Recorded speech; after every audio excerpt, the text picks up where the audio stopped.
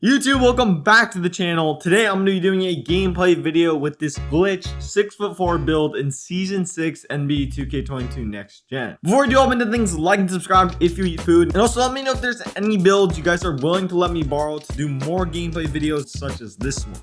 I'm going to do two gameplays with this build, one on the 1v1 court and the other on the 3v3 court. So the first game, we're going up against a pretty good player in Akusai.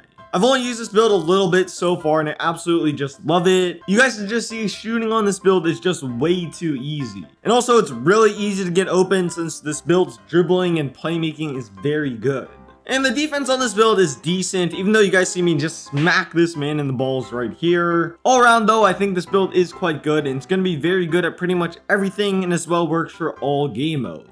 Okay, so check it out. Right here, you guys see me do this little behind the back and go back the other way and green this shot. I'm not gonna lie, even though it's hard, you have to keep up with me because I'm not missing. On this possession right here, I'm dribbling around a little bit. He does not know where I'm going. I get him sliding a little bit, get open, and even though I get a full bar, I still knock it down. If you guys have not checked out my best animations video, be sure to check it out. It's in the card above right now. I honestly love these new animations so much. So right here, you guys see he's able to just get a rim run in. And this right here is why we love 2K. You guys see I'm doing what I usually do, just dribbling around a little bit. Then I run to the right, do a pullback, and my player just forgot how to set his feet. And then 2K literally just forces me out of bounds like, come on 2K. I understand that there's ways to prevent this, but this is the most frustrating thing in the world. Now that he has the ball back, of course he's right back to rim running because there's literally nothing I can do about this. It's honestly really not that big of a deal. I still have a 1-point lead. Although I did get a bit concerned after I missed this 3-pointer right here, which I honestly can't be mad about. It was pretty contested. My opponent goes up by 1 by hitting this midi. And look, he's so ecstatic, he's literally jumping up and down. At this stage in the game, he started playing up super high, so I just decided to go for a rim run. By the way, during this recording, I only had a 70 driving dunk, but I was able to dunk very easily. On this possession right here, he was completely just 3-point hunting and he chucks up a 3-pointer. And he literally falls back like someone punched him, but I'm not even close to touching him. For a while in this game, kind of nothing happened. But you guys are going to see right here, I put this man in the blender, get wide open and green the 3-pointer. 3-point hunting on this build is just way too easy. On this possession right here, you guys see he just runs straight into the paint. Like he fully just ran a half-back dive and blows right past me like it's 2K18 or something. Right here on this possession, I'm doing what I'm normally doing. That's just dribbling around. But 2K just sucked me into the midi area. However, I still greened it. Definitely all part of the plan. I honestly think for a second here, he just forgot it's better to shoot open shots instead of contested shots. Like I'm pretty sure he can see I'm standing right next to him. Off this, he kind of just AFK'd and I was able to green a shot in the corner. I think like his mom told him to go take out the trash or something, or maybe his controller died. You guys can see he goes AFK for this entire possession. And I assumed he'd be AFK for this possession as well, which is why I went for a spin shot, which I missed. But during that possession, he just suddenly woke up and started playing again. He knows if he's gonna come back, he needs to shoot 3-pointers, which is exactly what he does. And then like, bro, what is my player doing? Like I pressed triangle to grab the rebound. The ball's literally right there, so I should have got the rebound. And then after this, I'm fully turboing and running into the ball, and my dude is just not picking it up. Like, did he forget this was a game or something? Why is he moving so slowly?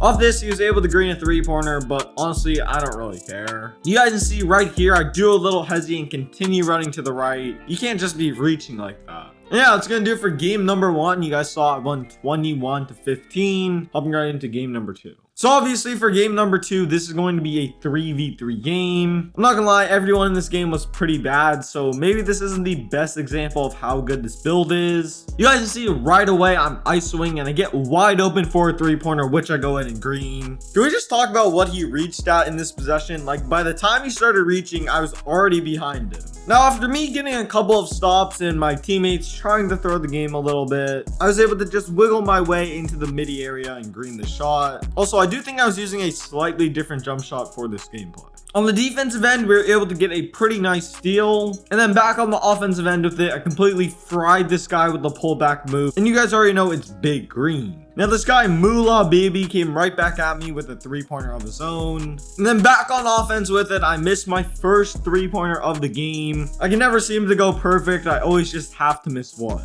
So I'm completely bumping and sticking with my man. They then set a screen down low in the paint for some reason. And my big man's just jumping at nothing, so they get an easy bucket. Although their big ended up just doing the exact same thing by jumping at literally nothing. I honestly swear my interior defense on this guard build is better than some big men.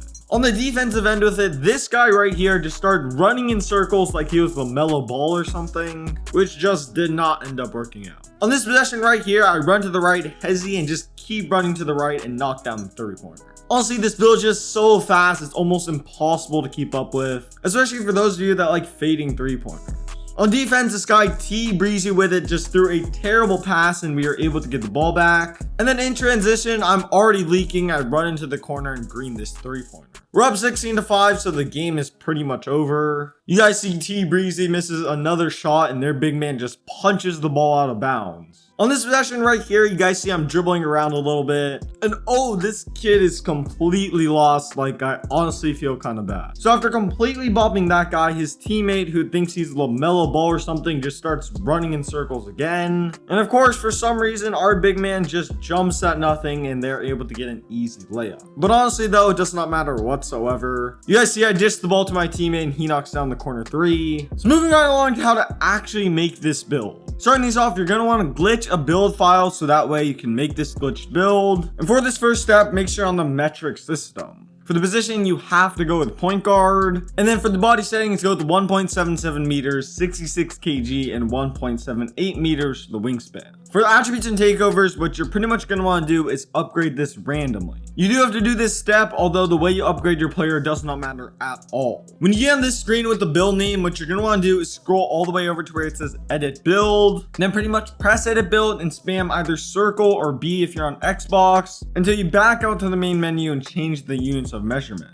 After you've done that, you're going to want to edit the build you just made. And then obviously for the height, you're going to want to bump this up to 6'4". The two unique things about this glitch 6'4" build opposed to a normal 6'4" build is that you're able to get 170 pounds, which makes you quite a bit faster. And you're also able to get a 6'3" wingspan, which gives you a 99 mid-range and Hall of Fame blinders. If you are going to make this glitch 6'4" build, I'd recommend having either 170 pounds or a 6'3" wingspan. Honestly, if you don't have either one or both of these things, then making this build is just kind of a waste, and you're better off just making a normal 6'4" build. I'm sure you guys 2 versions of this build, one with 170 pounds and one with a 6'3" wingspan. And if you want to, of course, you can make a build with both 170 pounds and a 6'3" wingspan. So for this first build, it's going to be the 6'3" wingspan version. And for the body settings, I'd recommend going with 6'4", 179 pounds, and a 6'3" wingspan. The reason why I'd recommend bumping up your weight to 179 pounds is to get gold clamps, which in my opinion is very important. So starting things off with the finishing attributes and badges, you guys can see this isn't really that crazy. You only get 8 finishing badges and a 70 driving dunk. But honestly, with a 70 driving dunk, I still feel like I'm able to finish at the rim very consistently. You're not really going to be dunking on everyone, but I'm 100% very comfortable with taking open lanes towards the basket.